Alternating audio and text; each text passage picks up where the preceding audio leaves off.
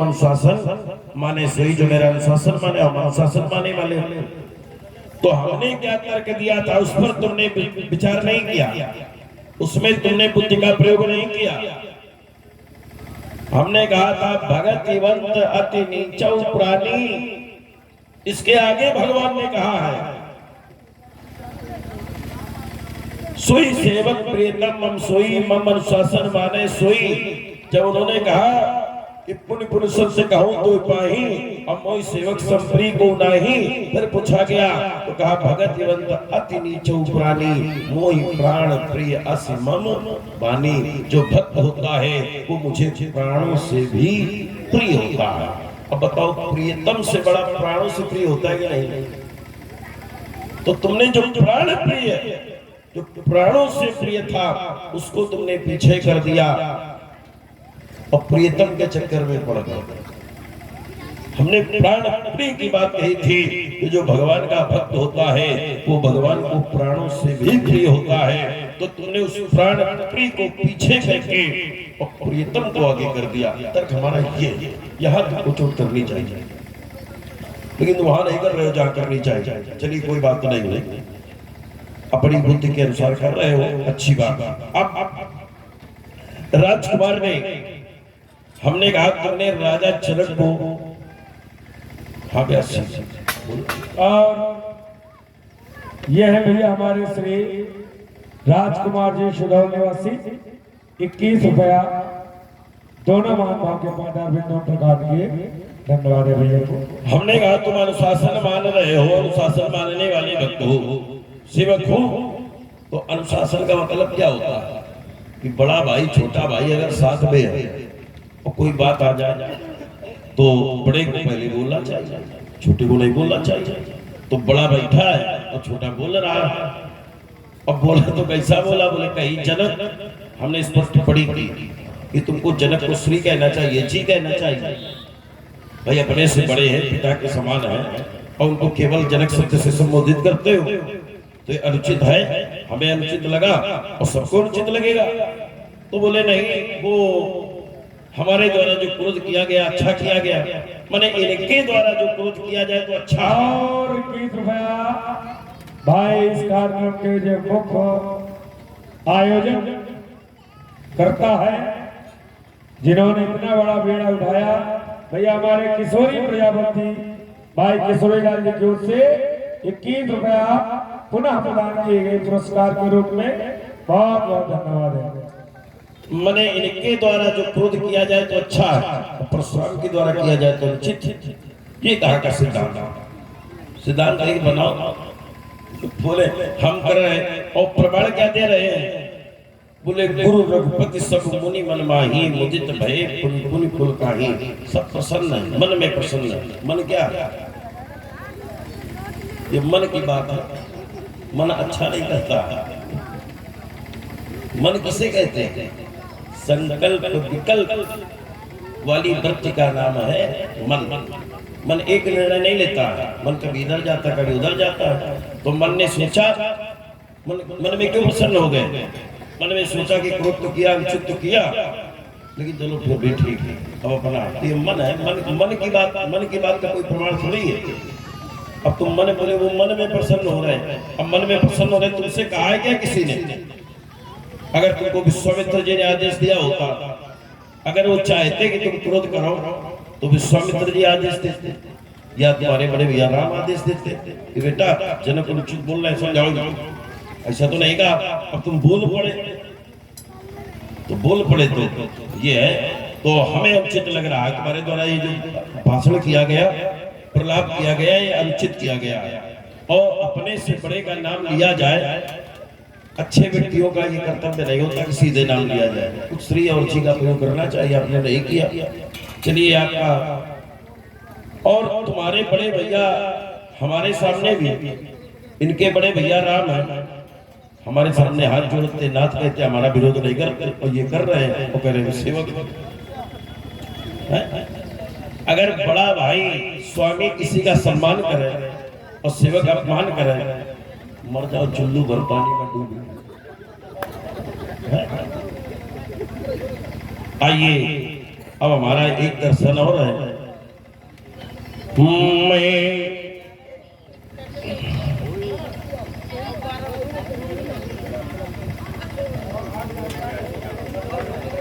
हाँ वैसी मैं दानवता से भरे दुष्ट का, मैं दानवता से भरे दुष्ट का हृदय हिलाने वाला हूँ। मैं विप्लवी हाला हूँ, मैं परशुराम मत वाला हूँ। ये बाके विषमवीर बेरी का, जब जब गर्म रुधिर उबला तो उसका सुरणिक पीने को, फिर मेरा मन मानस मचला। मेरे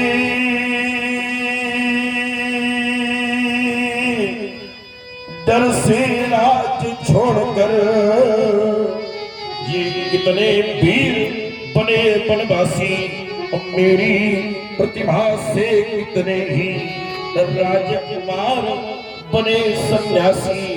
मैं अम की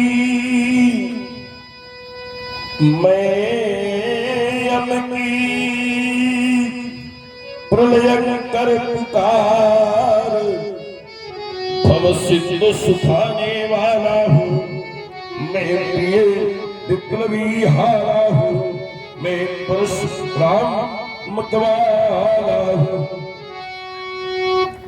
चलिए देखिए, कह रहे कि तुम्हारी केवल एक कमी है कि तुम एक बार को कई बार बताते हो। तो हमने कहा कि इसलिए कई बार चुकी आप उस बात को मान नहीं रहे। इसीलिए मैंने एक और प्रमाण दिया था कि हमारे राम जी के जीवन में एक और नाता है।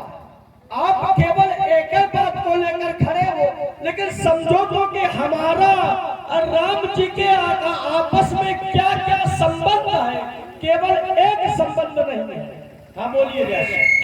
और आप हैं भैया हमारे श्री पुट्टन शुक्ला जी, आपकी ओर से भी ये 51 रुपया दोनों महानुभाव के चरणों में श्री परशुराम जी लक्ष्मण जी के चरणों प्रदान किया आपने, बहुत बहुत भैया को धन्यवाद है। अब एक बात परशुराम जी ने कही कि स्वामी हाथ जोड़े और सेवक विरोध करे, तो बोले ऐसे सेवक को चुल्लू भर पानी में डूब के मर जाना चाहिए।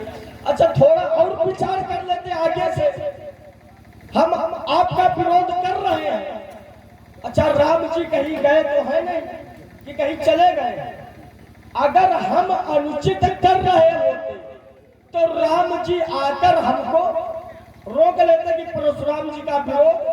लेकिन इतनी देर से हम विरोध कर रहे, लेकिन राम जी के द्वारा हमारे प्रति अभी तक कोई प्रतिक्रिया इसका। और भैया ये है कृष्णा रावत सपाई, आपने भी किसी चीज पर सुना प्रदान किए हैं दोनों महानुभाव के चरणों में, बहुत बहुत धन्यवाद है। अच्छा उसी में शिवम लाया रावत भी साथ में सम्मिलित है भाई, बहुत बढ़िया वैसी।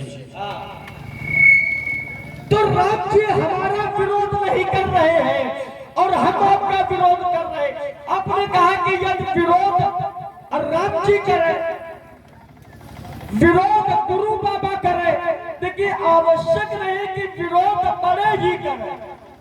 ये आवश्यक नहीं है कि विरोध बड़े करें।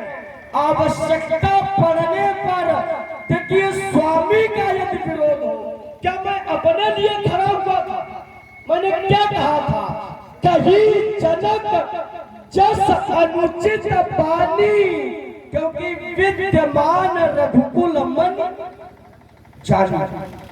जनक ने ये जान लिया कि इस समाज में रघुकुल कुलभूषण और रघुकुल शिरोमणि श्री राम जी बैठे हैं।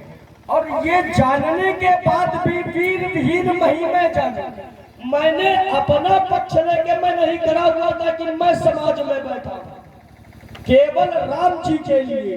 और जहां स्वामी का विरोध हो तो फिर वहां स्वामी भले न बोले, वहां पर फिर सेवक को बोलना चाहिए। जैसे जैसे एक बार ब्रह्म समाज में, ब्रह्मा जी की समाज में शंकर जी का अपमान कर दिया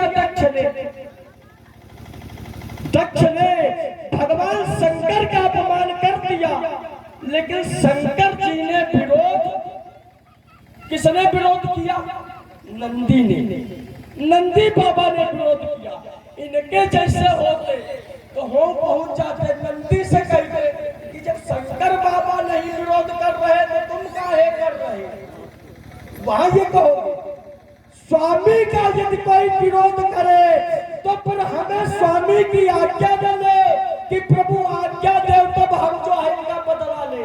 और आगे भैया हमारे भाई लल्लू प्रधान पारा, आपने ये सुंदर प्रस्तुति सुनकर करके जो स्वामी के विषय में चर्चा हो रही है, भाई हमारे लल्लू प्रधान पारा आपने 51 रुपए प्रदान किए हैं, बहुत बहुत धन्यवाद है। यदि स्वामी का विरोध करे, स्वामी का कोई अपमान करे तो फिर स्वामी भले विरोध न करे, तो फिर यदि सेवक भी विरोध कर रहा है तो इसमें कोई दोष नहीं है। चलिए व्यास जी, थोड़ा सा चूंकि मानस की अर्धाली चौपाई भी हो रही थी तो कोई प्रसंग भी न छूटे।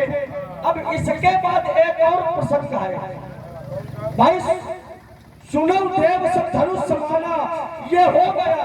अब इसके आगे परशुराम जी का जो स्वभाव, वो स्वभाव भी हमको बता दिया जाए। क्रम से होना चाहिए। हाँ, बिल्कुल हाँ। हाँ, पहले शील का वर्णन होना चाहिए। हाँ भाई, हाँ छूटना ना चाहिए क्रम, समझो। चलो फिर जैसा आप चाहो। बोले चितई परस की ओरा स्वभाव न मोरा। राजकुमार लक्ष्मण, तुमने हमारे स्वभाव को नहीं सुना। अगर हमारा स्वभाव जानते तो ऐसी वार्ता न करते। स्वभाव इसलिए बता रहे हैं कि सेवक और स्वामी, तुमने कहा कि अगर सेवक का अपराध हो, सेवक स्वामी का कोई अपमान करे तो सेवक को विरोध करना चाहिए। यह कहना आपने स्वभाव की प्रस्तुति में आपने 30 रुपया प्रदान किए हैं, बहुत बहुत धन्यवाद भैया को। बेटा ऐसा है कि अगर स्वामी समर्थ है और स्वामी का कोई अपमान कर रहा है तो स्वामी को स्वयं विरोध करना चाहिए। अगर स्वामी ऐसे स्थान में है जहां पर वो नहीं बोल सकते हैं, स्वामी जब ना बोले तो सेवक को विरोध करना चाहिए। सीधे जब प्रहार हो। शंकर जी का जो तुमने उदाहरण दिया, बात हम कोई छोड़ते नहीं है। इन्होंने शंकर जी का उदाहरण दिया, बोले जिस समय प्रजापति ने शंकर जी का अपमान किया तो वहां पर शंकर जी ने विरोध नहीं किया, शंकर जी ने वहां पर से विरोध किया। शंकर जी ने तो बोले वहां तक नंदीश्वर ने विरोध किया तो वहां पर सीधे विरोध शंकर जी का, वहां पर विरोध सीधे शंकर जी का था, अपमान सीधे शंकर जी का था। और यहाँ पर अपमान तुम्हारे भैया का नहीं है। अगर राजा जनक ने तुम्हारे श्री राम को कुछ कहा होता, तुम्हारे विश्वामित्र को कुछ कहा होता तो तुम्हें कहना चाहिए। उन्होंने तो सामूहिक रूप से कहा था कि वीर विहीन मही में जाए, और वो कब कहा था? आपने हमारी बात पर विचार नहीं किया। अगर हमारी बात पर विचार किया होता तो ये तर्क न रखते। दुखित दोष गुण गरे न साधु। जब किसी की पुत्री का विवाह नहीं होता, व्यक्ति दुखी हो जाता है, और दुख के समय अगर अनुचित शब्द निकल जाए तो अच्छे लोग उनको गिनते, इसका मतलब तुम अच्छे नहीं। अगर तुम अच्छे हो गए तो राजा जनक दुखी थे और दुख के समय उन्होंने कह दिया कि वीर विहीन मही में जानी। तुम्हें स्पष्ट कुछ नहीं कहा, सामूहिक रूप से कहा था। क्या तुम्हें सबसे बड़े वीर हो? कहीं भी तुम्हें वीर नहीं कहा गया। जहां भी तुमको वीर कहा गया है तो केवल तुम्हारे भैया के साथ में जोड़ा गया है। अकेले लक्ष्मण को अगर कहीं वीर कहा गया हो, एक प्रमाण निकाल करके दे देना। जहां भी तुम्हें वीर कहा गया है तो केवल तुम्हारे भैया के साथ में, जहां तुम भैया के चरण पकड़े हो और भैया के साथ चल रहे हो, वहीं केवल वीर हो और बाकी वीर की तस्वीर हो। कहीं तुम्हें वीर कहा ही नहीं गया है, अकेले कहीं अगर लक्ष्मण को वीर कहा गया हो तो एक प्रमाण दे देना, तो तुम्हें बोलने की क्या आवश्यकता थी? ये राजा जनक के मन की बात है। नृपन बिलो की जनक अकुलाने, बोले बचन रोष जन साने। अकुलाने, अब कोई अकुला रहा है, जैसे किसी माँ, कोई माँ और माँ का बेटा मर जाए, अब माँ रोती है तो कहती है हाय हमारा राजा चला गया। अब इनके जैसे विद्वान हो तो खड़े हो जाएगी कहाँ के राजा से। भाई अब दुख में, अकुलाहट में कोई कुछ भी कहता है तो अकुलाहट के शब्दों में तर्क करना ये अनुचित हम नहीं समझते। इसलिए राजकुमार अब तुमने एक और विषय दिया था, कहा था कि हम डंडा और राम जी हमारे पताका है, ये हाँ ये बात अभी छूटी जा रही थी तो हमको स्मरण में आ गया। बोले हम है डंडा और हमारे भैया है पताका, तो पहले डंडा जाएगा कि पहले पताका जाएगा? भाई पहले बोले हमको जाना चाहिए, पताका पहले जाएगी तो डंडा पहले जाएगा। बेटा ना डंडा पहले जाएगा ना पताका पहले जाएगा, दोनों एक साथ जाएंगे। और जहां भी चलेगा, जहां भी चलेगा तो आपने देखा होगा जब कोई झंडा लेकर के चलता है तो डंडा पीछे को रहता है और पताका सदैव आगे को रहती है। तो अगर राम जी पताका है और तुम डंडा हो तो तुमको उससे भी पीछे रहना पड़ेगा। पताका ऊंचे रहती है और डंडा नीचे रहती है। और डंडा अगर टूट जाए, बात समझो, पताका अगर है, डंडा अगर टूट जाए तो का चीड़ फाड़ के चाचा फेंक दो, दूसरा लगा लो। पताका केवल होनी चाहिए, केवल पताका होनी चाहिए। तो इसलिए डंडा हो तो दंड का स्वभाव होता है, अगर झुकता नहीं तो टूट जाता, इसलिए दंड न बनो। अगर रकुल कीर्ति पताका के दंड हो तो उसे फहराने का प्रयास करो, लेकिन निरंतर ये ध्यान रखो कि पताका हमारे ऊपर रहनी चाहिए। तो राम तुमसे आगे हैं, आगे रहेंगे और तुम उनके पीछे चलोगे, उसी में तुम्हारा सम्मान है। और अगर आगे बढ़ने का जहां प्रयास करोगे वही तुम्हारा सम्मान कम हो जाएगा। आइए अब हम स्वभाव की चर्चा करते हैं। व्यास जी के द्वारा संकेत मिला है, देखिए ये आप लोगों की श्रद्धा और भक्ति है, इतनी संख्या में आप लोग खड़े हैं तो हमारे व्यास जी पूरा प्रसंग लगा रहे हैं। बोले चितई परसु की ओरा रे सठ सुनेसी स्वभाव नमोरा। अभी पहले कहा था हमने रे, पहले हमने कहा था रे बालक का लाश, अब रे से संतोष नहीं हुआ तो अब कह रहा हूं सठ। सठ इसलिए कह रहा हूं कि सठ सुधरे सत्संगति पाई। अगर सत्संगति मिल जाए तो सठ सुधर जाते हैं। तो तुम्हें विश्वामित्र जी की संगति मिली और भी उनके सामने जो समुदाय है तो सुधरने का मौका है बेटा, तो अभी सुधर सकते हो। तो रे सच सुने सी स्वभाव न मोरा, तुमने मेरे स्वभाव को नहीं सुना, वैसे मेरा स्वभाव बताओ कैसा है। बालक बढ़ा नहीं दोही, केवल मुनजड़ जानत मोहे।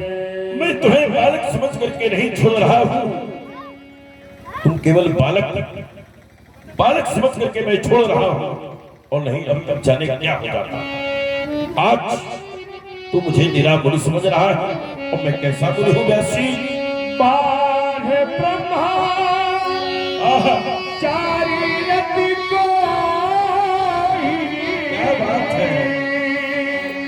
विश्व क्षत्रिय कुलद्रोही। मैं आजीवन काल ब्रह्मचर्य व्रत का पालन करने वाला नैष्ठिक ब्रह्मचारी, आजीवन ब्रह्मचर्य व्रत का पालन करने वाला नैष्ठिक ब्रह्मचारी हूँ, और सारा संसार जानता है कि मैं क्षत्रिय कुल का द्रोही हूँ।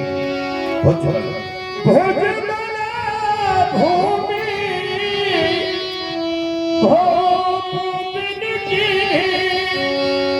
विपुल मार महिदेवन दीनी। मैंने सेना का सहारा नहीं लिया, मैंने संसार का सहारा नहीं लिया, मैंने संसार को स्वावलंबी बनने का पाठ पढ़ाया है।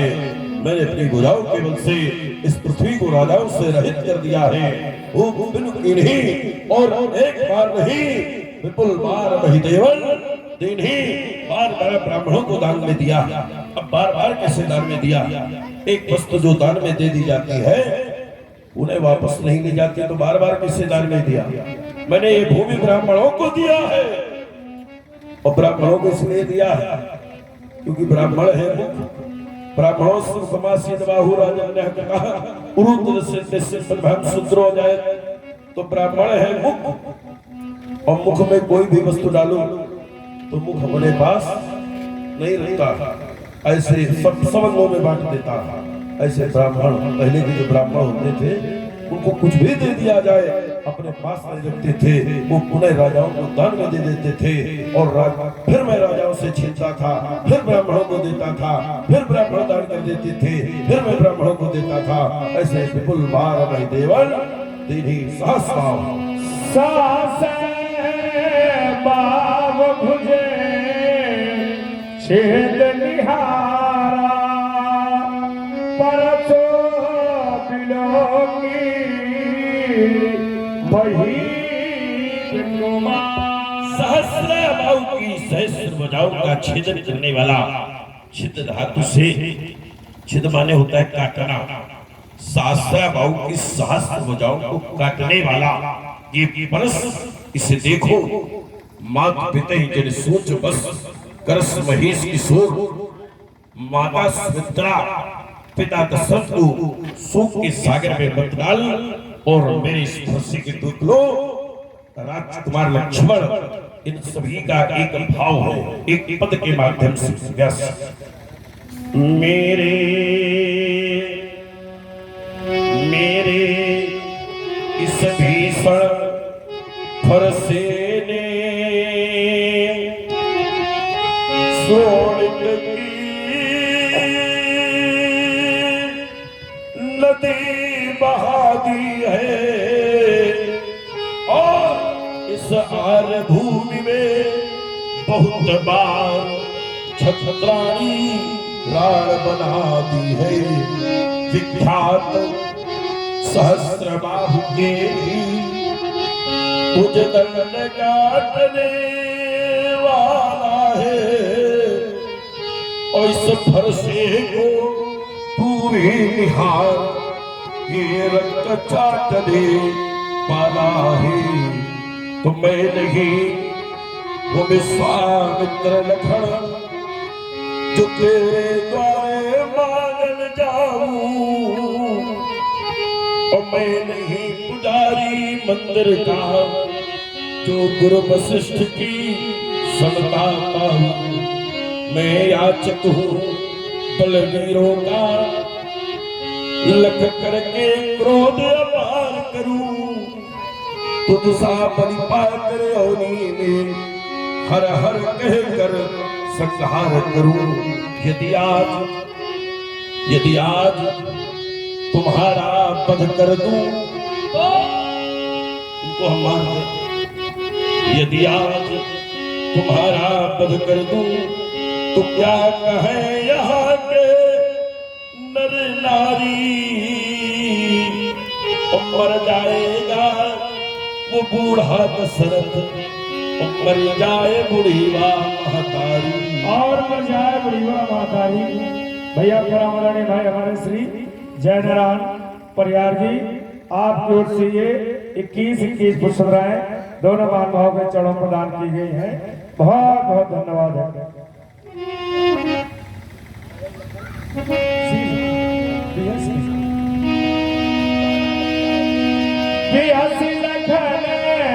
बोले मृदबानी आहो मुनि महाभतिमाने,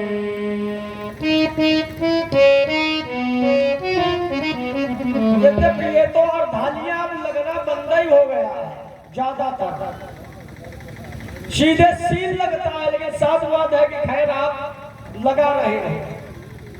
चलिए एक दो बातें इनकी देख लेते हैं, फिर उस प्रसंग को आगे बढ़ाते हैं। अच्छा, परशुराम जी जब भूल जाते हैं बातें और फिर याद आती है तो फिर तर्क करते हैं। तो इतनी कमजोर काहे बुद्धि है कि एक बार हम भूल जा, फिर जब याद आए तब तर्क करो। भाई या तो बात का तर्क के ऊपर तर्क हो, और या जो बात चली जाए तो फिर चली जाए।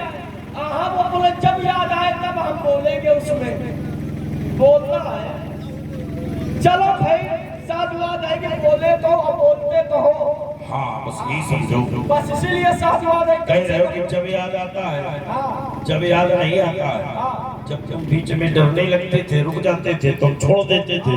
अब याद आ गया तो हमने कहा बता दें, ताकि लोगों को ये भ्रम न हो कि इस विषय पर कुछ नहीं कहा। अच्छा, चलिए विषय में कहा तो बहुत कुछ, हाँ, लेकिन उसका अर्थ कुछ नहीं निकला। अरे वो तो तुम्हारा स्वभाव है। कहा बहुत कुछ, लेकिन अर्थ कुछ नहीं निकला।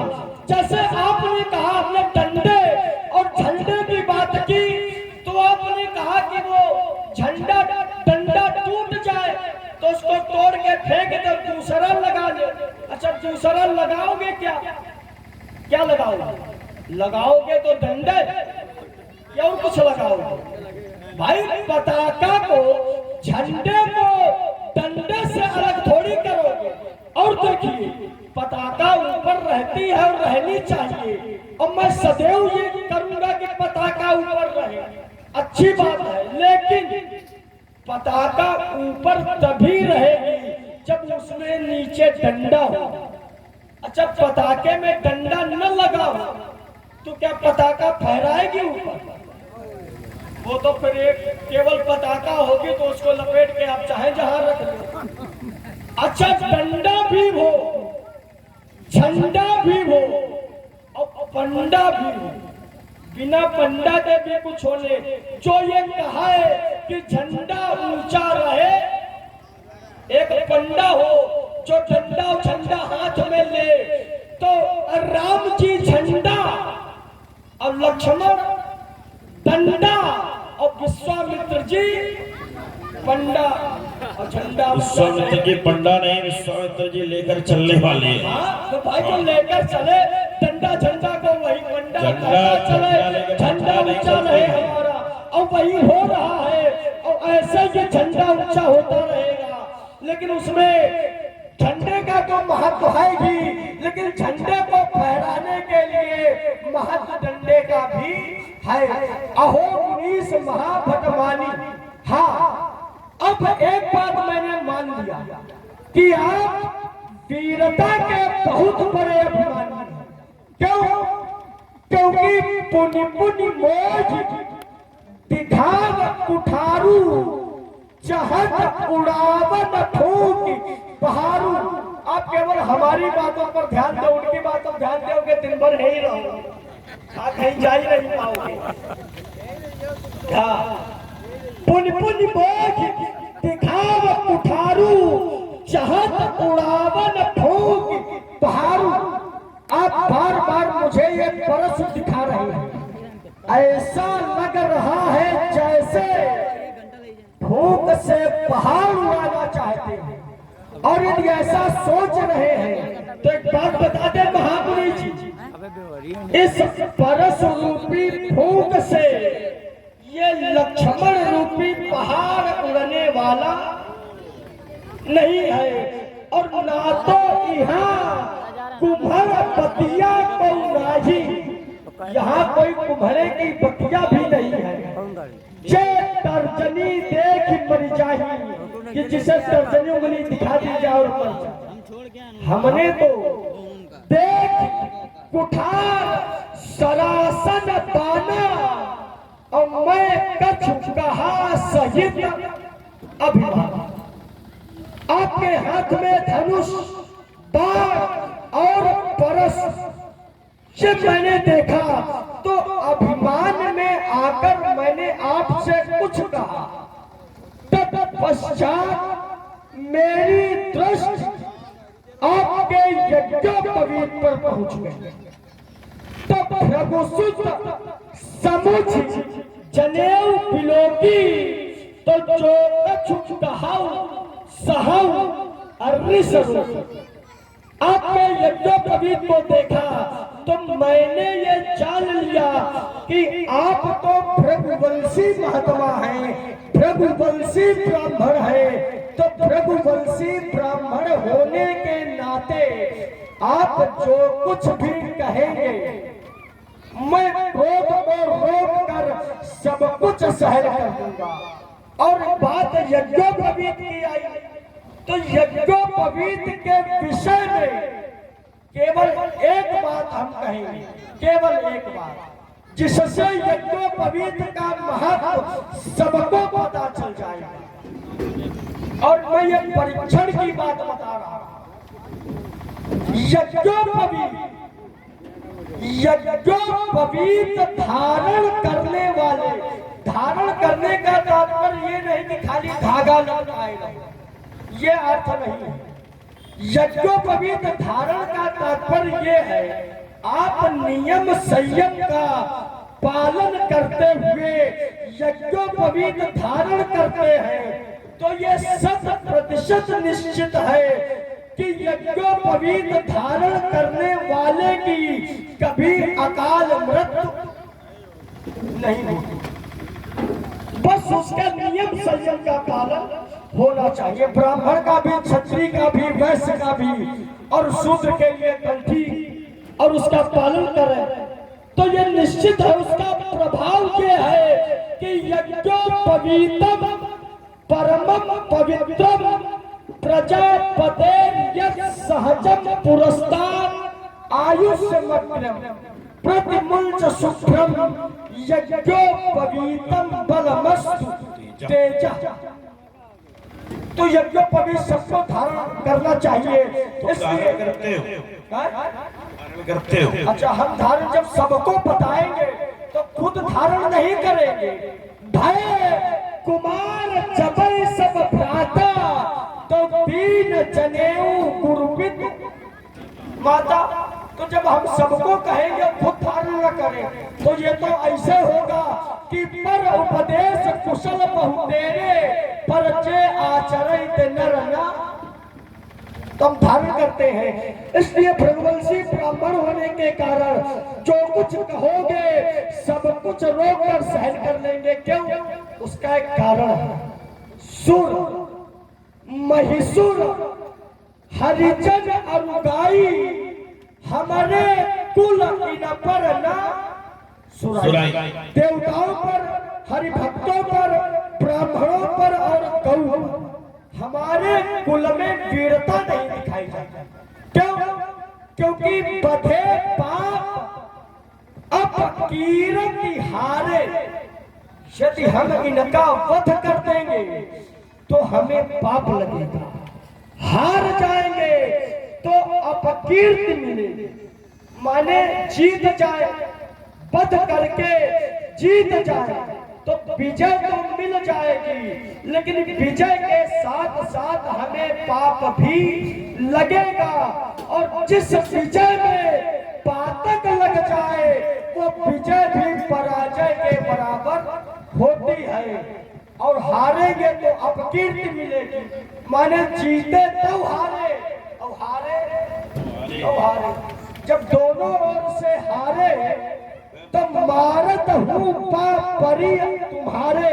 यदि आप हमें मारेंगे फिर भी हम आपके पैर ही पकड़ेंगे। बढ़िया है, अच्छी बात है ना। पैर पकड़ो, श्रद्धा करो। प्रथम भी प्रचलन प्रीति निज धर्म निरस्ति तय कर फल फल विषय में रागा तमम धर्म भजन रागा। बहुत सुंदर। तो जब सब कुछ इतना है आप प्रथम विप्र चरण अति प्रीति। तो विप्र का तो ये प्रभाव होता है कि तपबल विप्र सदा बलियारा। सदा बलियारा किससे? तप बल से, तप के प्रभाव से। जब तप के प्रभाव का ये उसका तप का बल है कि एक बार उसने कह दिया, श्राप दे दिया, मर जाओ। और श्राप तो दूर केवल देखे तो भस्म हो जाए। तुम्हें करते हैं। नहीं, हमें विषय करने का नहीं। फिर क्या जब चाहते हो? इतना सब कुछ प्रभाव हाँ। आपके वचनों में है तो? कि कोटि पुलिस सब वचन तुम्हारा, हाँ, तो फिर व्यर्थ धरऊ धनुबान उठाना। भाई। जब काम सुई से हो जाए, अगर काम सुई से हो जाए थोड़ा तो सुन लो। भाला लादना ये अनभिज्ञता, हाँ, भार बढ़ाना। हाँ, बोलिए बोलिए। 100 रुपया 10 लीटर दूध प्रेम नारायण सचान इन्होंने कमेटी को दिया है। 500 रुपया तंकी सचान सिधौल, 2100 रुपया सुरेश सचान पूर्व प्रधान सिधौल इन्होंने कमेटी को दिया है। हमारी कमेटी उन्हें हार्दिक बधाई देती है। जब हमारा कार्य केवल हमारी वाणी से हो जाए तो ये सब लादना, ये हाँ, ये लादना है। अरे लादना है, बेकार लादो, इसका कोई ये प्रयोग लादना थोड़ी नहीं है। हाँ, ये इसी लादना। वर्ष के द्वारा मैंने काट काट करके ब्रह्मपुत्र नदी का निर्माण किया जब और किया इसी हो, वर्ष से हाँ, देखो, छत्री विध्वंस का अभियान चलाया। जब किया होगा तब किया होगा। हाँ, तुम कह रहे लेकिन हो। आज अब इसका हमारे आगे इसका कोई महत्व नहीं है, इसलिए कह रहे हैं। तो जो विलोक अनुचित कहे तो क्षमा महामुनि धीर। यदि अब भी आपकी दृष्टि में हमने कुछ अनुचित कहा हो तो आप हमें क्षमा कर दें। अब एक बात केवल सुन लो, कह रहे जो बिलों के अनुचित हो तो क्षमा महामुनि धीर। क्षमा मांगी जा रही है, इसका मतलब है कि अनुचित किया गया। बस केवल एक बात, जितना तुम बोले हो ये सब अनुचित है। अगर अनुचित न कहा होता तो क्षमा मांगने की आवश्यकता नहीं है। क्षमा तभी मांगी जाएगी जब अनुचित किया जाएगा, और जब अनुचित नहीं किया जाएगा तो क्षमा मांगने की कोई आवश्यकता नहीं है। तो तुम्हारे द्वारा जो भी किया जा रहा है और जो भी कहा जा रहा है बेटा, सब अनुचित कहा जा रहा है। तुम कह रहे हो कि व्यर्थ धरो धनुबान उठारा, ये धनुष फरसा धारण करने की कोई आवश्यकता नहीं है। आपका वचन ही करोड़ों कोटि पुलिस वचन तुम्हारा, वचन से आप मार सकते हो। बस यही तो हमारी विशेषता है। हर जगह वचन का ही प्रयोग नहीं किया जाता। जहां जिसकी आवश्यकता हम कर्मवीर है। हम फरसे के द्वारा दुष्टों का दलन करते हैं, श्राप के द्वारा नहीं। और हम अपने इस कर्म के द्वारा ही, इस पुरुष के द्वारा ही धनुष तोड़ने वाले को भी प्रकट करेंगे। अब तुम्हारी बात, तुमने कहा कि आपके जनेऊ को देख करके हमने आपको भरतकुल का जाना। हमारा जनेऊ कपास का है, तुम्हारा जनेऊ का है। हमारा जनेऊ आपका कपास का है। हाँ, करपासम उपवितम स्याद ब्राह्मणस्ते उत्तम त्रिविद षड सूत्र में मराग्यो वैश्याद कलामता। देखिए, यद्यप जो आपका जनेऊ है वो कपास का नहीं है, फिर थोड़ा विचार, क्यों? वो मूंज का है। हाँ, कपास का नहीं, क्योंकि हमारा ब्राह्मण का जनेऊ कपास का होता है। देखिए फिर समझो। नहीं, हम समझ रहे हैं, समझ रहे हैं तुम्हारी बात। तुम जिसके लिए जहाँ तुम संकेत कर रहे हो समझ रहे हैं। जहाँ संकेत, तो आप आपने कहा कि हमारा जो यज्ञोपवीत है वो कपास का है, आपका यज्ञोपवीत कपास का नहीं, आपका जो यज्ञोपवीत है वो मूंज का। तुम्हारा काहे का? ये हमारे कपास का, तुम्हारा कपास का नहीं है। अच्छा, आप ना देखो, खुद सिद्धांत सुनो, ऐसे नहीं, केवल मनमुखी नहीं होता। देखो, ब्राह्मण का जो जनेऊ होता है, ब्राह्मण का जनेऊ होता है कपास का, और क्षत्रिय का जनेऊ होता है सन का, वैश्य का जनेऊ होता है ऊन का। करपासम उपवितम स्याद ब्राह्मणस त्रिवृतम त्रिविद षड सूत्र मयम राज्ञो वैश्य विकला मता। ये श्लोक प्रमाणित है कि ब्राह्मण का जनेऊ कपास का, और हमारे क्षत्रिय का जनेऊ सन का, और वैश्य का जनेऊ। शिव शंकर प्रजापति आपकी ओर से 11 रुपया प्रदान किए जा रहे हैं श्री प्रसाद के चरणों में। साथ में श्री राकेश प्रजापति आपकी ओर से 21 रुपया श्री प्रसाद ने लक्ष्मण जी के चरणों प्रदान किए। बहुत बहुत धन्यवाद। आइए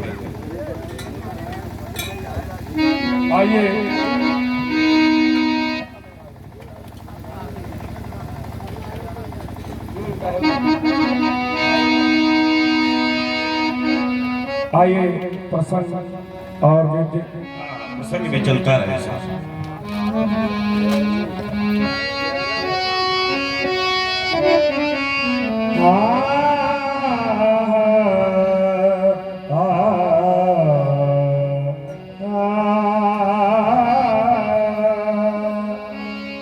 काय हो लखन मुनि सील तुम्हारा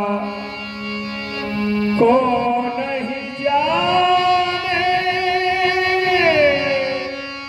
विदित संसारा काहे लखन।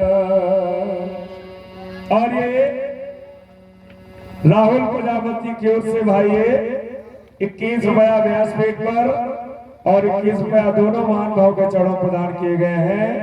बहुत बहुत भैया को धन्यवाद है। कौन नहीं जान विदित संसारा, आप कितने बड़े शीलवान है, कौन नहीं जानता, सारा संसार जानता है। और क्या जानता है व्यासी?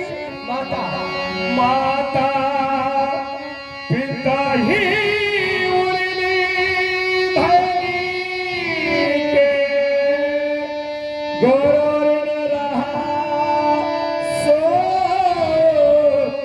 बड़जी के। माता और पिता के ऋण से नीके अर्थात भली प्रकार उऋण हो गए। संसार में व्यक्ति चाहे जिस ऋण से उऋण हो जाए, लेकिन कभी माता के ऋण से उऋण नहीं होता। किंतु हम तो यह कहेंगे, जब इनकी ओर देखते हैं तो ये कहने पर विवश हो जाते हैं, अच्छे सपूत तुम परशुराम, अच्छे अच्छे सपूत तुम परशुराम, कुछ लाज नहीं। राम राम, अच्छे सपूत तुम परशुराम। क्यों? क्योंकि जब माता और पिता लड़ते तो पंच आप बल जाते हैं, बल जाते थे। फिर इष्ट देव का भरसा लेकर हथकंडे खूब दिखाते थे। माना माना विवेक अपना तजकर श्री यमदग्नि बहुत ऋषियाए थे। चारों भाई थे समझदार, वध करने में सच्चाई थे। बलिहार भूमि भारत जननी पर यूं ही अत्याचार हुआ और अपनी जननी संहार है रघुनंदन का अवतार हुआ। कर दिया का माता तमाम, कुछ लाज नहीं। राम राम, अच्छे सपूत तुम परशुराम। इस प्रकार से माता पिता के ऋण से नीके माने भली प्रकार उऋण हो गए, लेकिन गुरु ऋण रहा सोच वक्त। गुरु का ऋण शेष नहीं, हृदय में बड़ा सोच भी है। ऋण ऋण माने कर्जा, ऋण माने कर्जा। अच्छा, ऋण माने कर्जा व्यक्ति अपने माथे लेता है कि दूसरे के माथे? अपने माथे लेता है।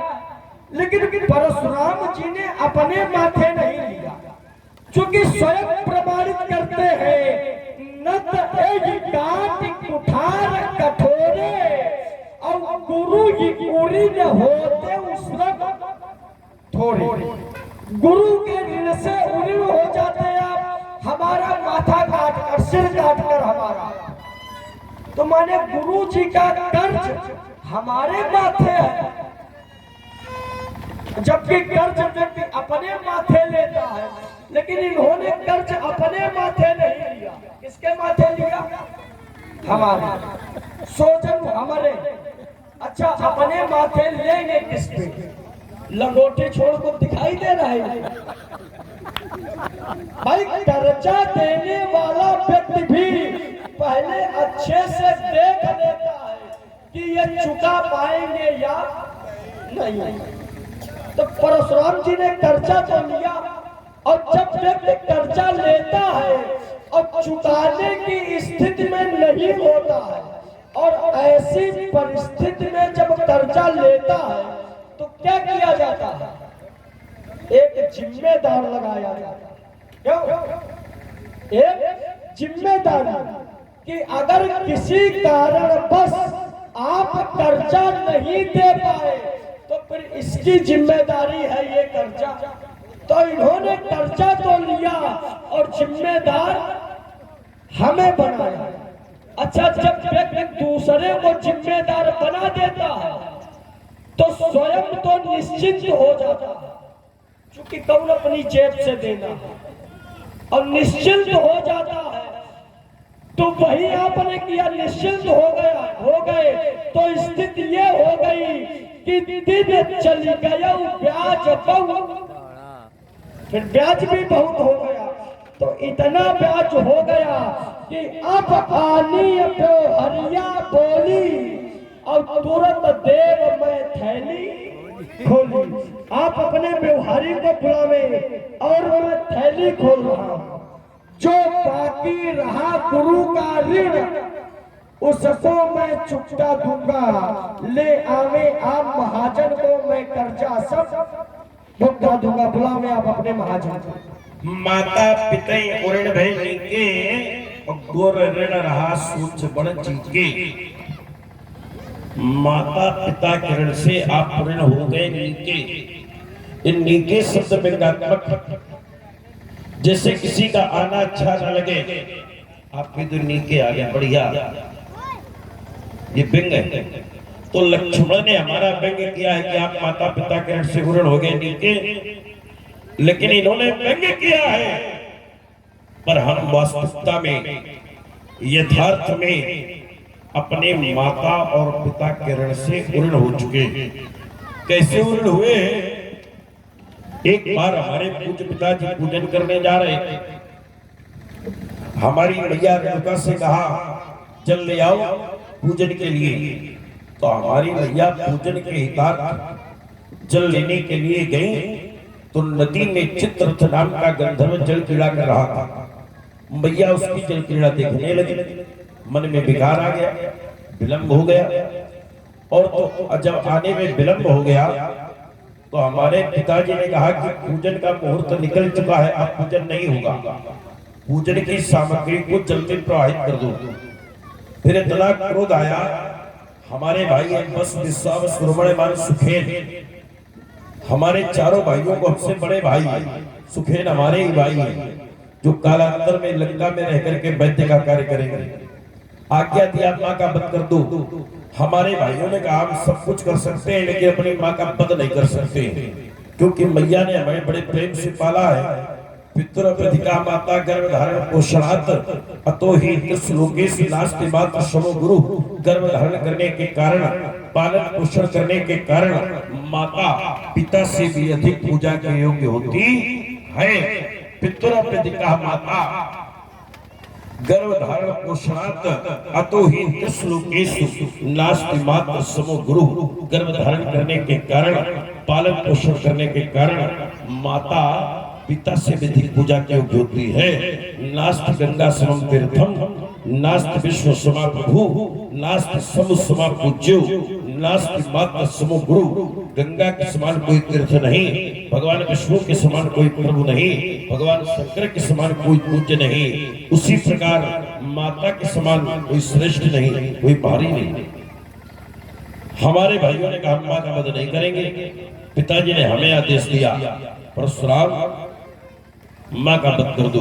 मैंने उठाया परश और जो ही माँ का वध करने के लिए चला, तुम मेरी मैया ने कुछ भी कहा नहीं, और सिर दाएं बाएं हिला नहीं। माता का शीस झुक झुक जाता, बलिदान चाहते थे माता, तो कैसे कर देगा तिरस्कार। क्या सुना नहीं ये समाचार, तो धिक्कार तुम्हें है बार बार। पत्नी माने पति का निर्णय, तब होता भावों में परिणय। हमारे यहाँ की सभ्यता है, संस्कृति। पति अगर कह दे तो पत्नी को मान लेना चाहिए। हमारे घर में जो हमारे पिताजी चाहते हैं वो होता है, और इनके घर में जो इनकी माताजी चाहती है वो होता है। कहते हैं जिस घर में बात पुरुषों की चलती है उस घर का सुधार हो जाता है, और जिस घर में बात माताओं की चलती है वो घर बंटाधार हो जाता है। हमारे यहाँ जो हमारे पिताजी कहते हैं वो होता है। पूरी बस। और यह है भाई हमारे श्री राम कठरुआ, आपकी ओर से ये गेरा गेरा पुत्र रहा है। भार्गव श्री परशुराम जी और श्री लक्ष्मण जी और व्यासपीठ पर राम जी के चरणों में गेरा गेरा पुत्र है आपकी ओर से प्रदान की गई है। बहुत बहुत भैया को धन्यवाद है भाई, धन्यवाद है। तो राजकुमार लक्ष्मण हमारे यहाँ जो हमारे पिताजी कहते हैं वो होता है। मैंने उठाया परस और अपनी माँ का शीश काट दिया। पिताजी ने कहा परशुराम, इन भाइयों ने भी हमारी आज्ञा का उल्लंघन किया है, इनका भी वध कर दो। मैंने उठाया परस, 1 2 3 4 चारों भाइयों को काट दिया। अब हमारे घर की स्थिति देखिए। हमारी माँ, हमारे भाई, हमारे माँ, हमारे भाई मरे हुए पड़े। पिताजी ने कहा परशुराम वरदान मांगो। मैंने कहा कुछ न चाहिए।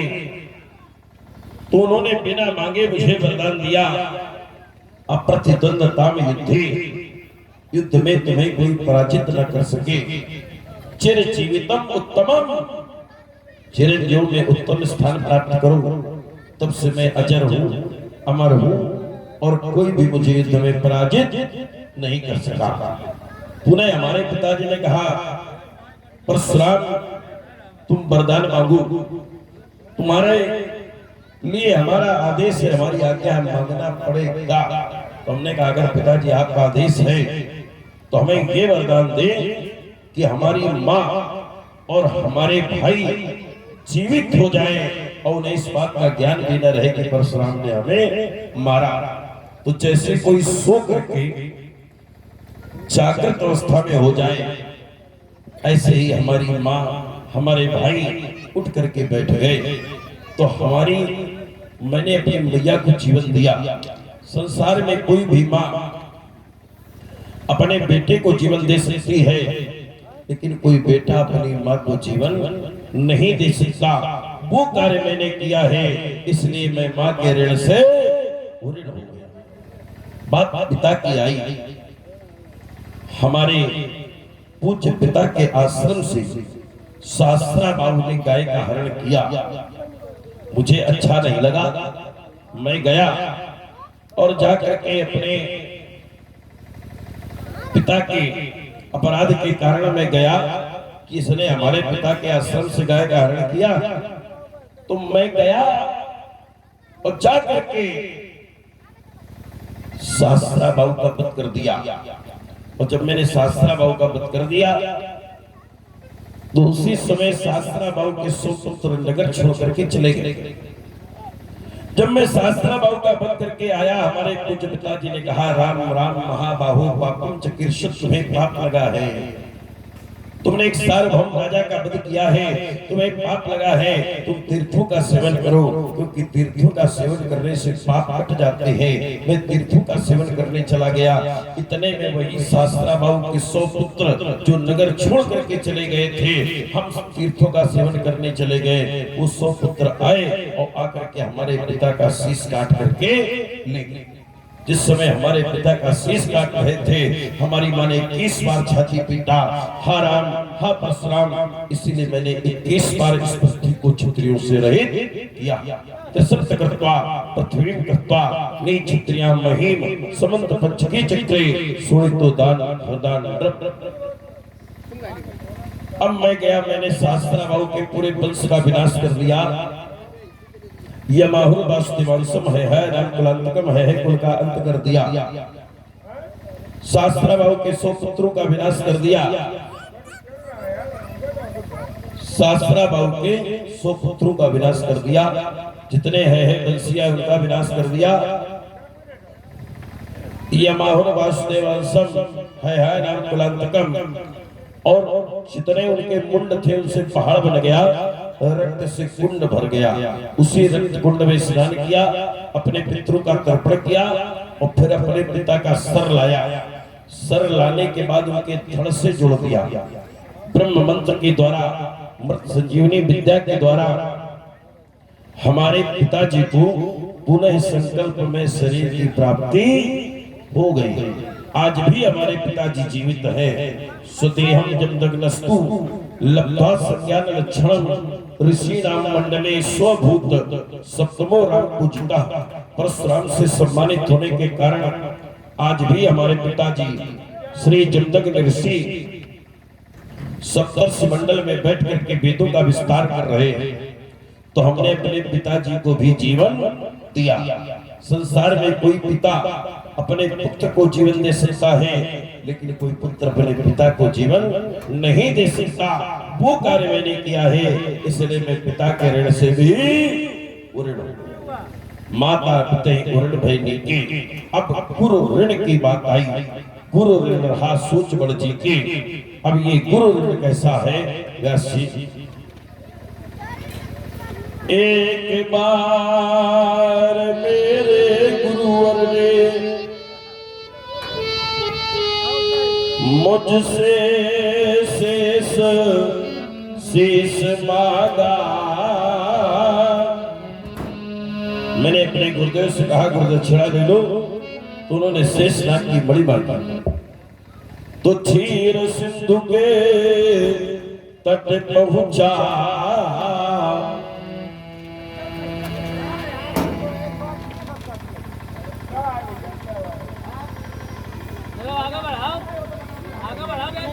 क्षीर सिंधु के तट पहुंचा, मुझे देख जल से भागा।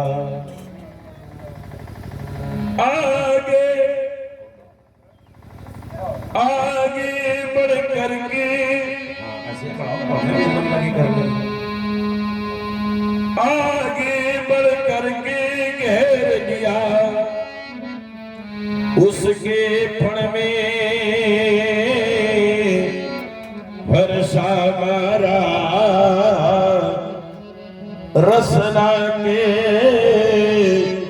दो फरने हुए, वही चली रुधिर की एक धारा। ऐसा बढ़ाते हो तो अच्छा लगता है, और बढ़ाओ इसको, तब बोलने में ठीक लगता है। शेष भागता हुआ भगवान विष्णु के पास गया। भगवान विष्णु ने कहा परशुराम, शेष को न मारो। मैंने कहा मुझे शेष को मारना नहीं है, मणि देना। शेष ने कहा मणि दे दो। शेष ने कहा मणि दूंगा, लेकिन एक छंद सुनाऊंगा। मैंने कहा सुनाओ। इतना कहकर भी लगे पढ़न, हम नेत्र बंद करी लगे सुनन। वो अवसर पाकर खिसक गए, तो विश्वास हमारे हिचक गए। शब्द सुनाने के मिस लक्ष्मण वो धोखा दे करके भाग गया, और तब से मैं खोजता रहा, अब तू प्रगटा ले रूप नया। आज जब तुझे देखा है तू विशेष जब चलता है टेढ़ा चलता है, जब बोलता है विष बोलता है। अब आनी है ब्योहरिया बोली, तुरंत देव में थैली खोल। ये थैली खोलने की बात क्यों कर रहा है लक्ष्मण? क्योंकि पूर्व जन्म का है शेष सर्प, और सर्प के पास में एक थैली होती है विष। सर्प किसी को काटता है, काटने के बाद अगर पलट जाता है तो विष की थैली खुल जाती है और व्यक्ति मर जाता है, और काटने के बाद अगर पलटता नहीं है तो व्यक्ति नहीं मरता है। तो वही लक्ष्मण हमें संकेत कर रहा है कि आप भगवान शंकर को बुलाओ, हम विष की थैली खोल दें। लेकिन बेटा तुम्हारे विष के प्रभाव से कुछ होने वाला नहीं है, क्योंकि हमारे भगवान शंकर ने कालकूट विष का पान कर लिया। नाम प्रभाव जान शिवेली को, कालकूट फल दीने अमी को। इस कालकूट ने अमृत का फल प्रदान किया है। जिस समय भोले बाबा के पास में विष आया, भोले बाबा भैया पार्वती ने कहा विष न पिए, सब देवताओं ने अमृत पिया है, आप विष क्यों पिएंगे? तो भोले बाबा ने भैया पार्वती से कहा देवी ये है विष और हमारे अंदर है राम, जब हम इसको पिएंगे तो हमें मिल जाएगा विश्राम। ये विश्राम बड़ी मुश्किल से मिलता है, और जिसको विश्राम मिल जाता है तो उसका भजन करने की आवश्यकता नहीं है, उसका भजन स्वयं भगवान करते। एक संत थे, पड़े रहते थे, कभी माला नहीं जपते थे, कभी तिलक नहीं लगाते थे, कभी हाथ से भी जाप नहीं करते थे। एक दिन किसी ने कहा कैसे संत हो, माला नहीं जपते हो, तिलक नहीं लगाते हो, भजन नहीं करते हो? तो संत ने बहुत अच्छी बात कही, बोले माला जपही न कर जपही,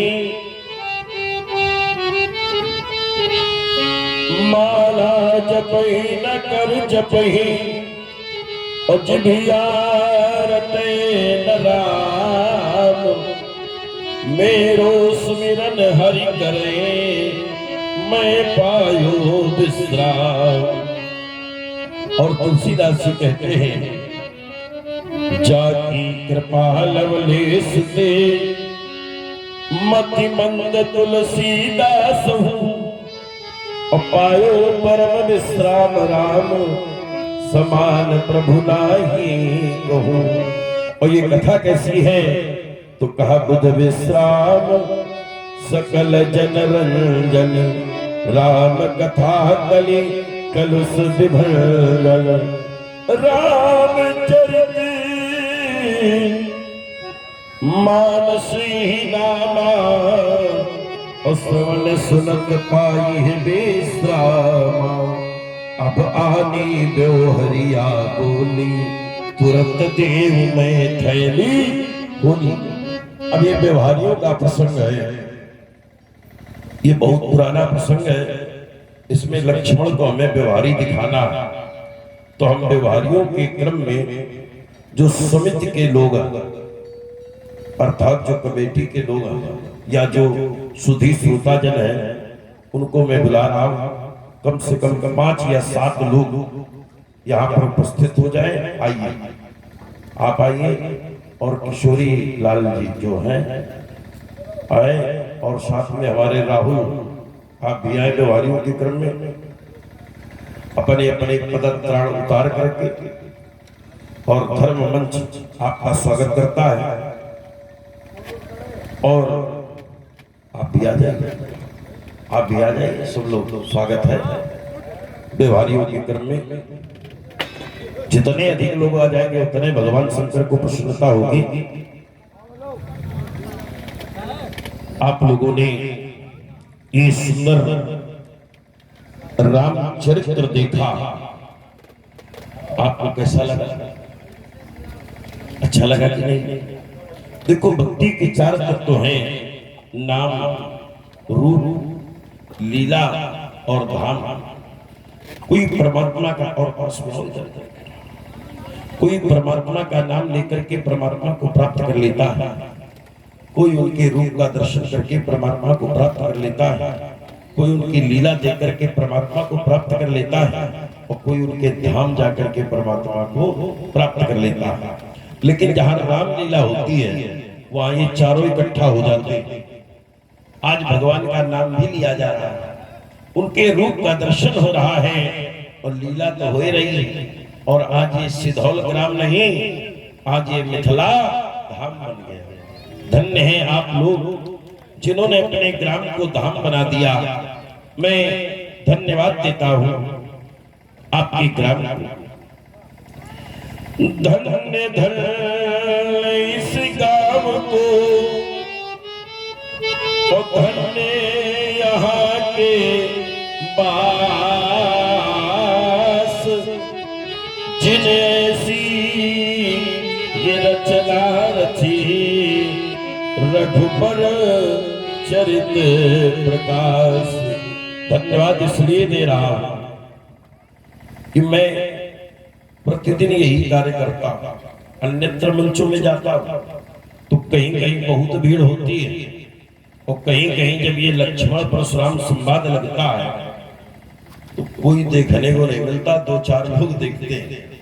लेकिन मैंने यहाँ देखा कि जब से मैं आया हूं तब से यहाँ बड़ी भीड़ है, और बड़ी श्रद्धा के साथ लोग सुन रहे हैं, और माताएं बहनें भी भाव से सुन रही हैं। और नहीं, इनका तो पता ही नहीं होता संवाद में कभी नहीं देखने को मिलती। और प्राय लोग ये कहा करते हैं कि इसको जितनी जल्दी हो सके बंद कर दो। लेकिन यहाँ मैं देख रहा हूँ कितनी प्रबल इच्छा है कि आप लोग कह रहे हो बढ़ाते रहो, अच्छी बात है। आप लोग जब तक चाहेंगे तब तक हम सुनाएंगे, क्योंकि परमात्मा ने ये बुद्धि विवेक इसीलिए दिया कि जब तक आप लोग झुकेंगे नहीं तब तक हम लोग हटेंगे नहीं। हाँ, और धन्यवाद इसलिए दे रहा हूँ, कहीं कहीं क्या होता है, एक जगह हम यही संवाद करने गए, आपको बतावें, तो वहां कोई नहीं, केवल लक्ष्मण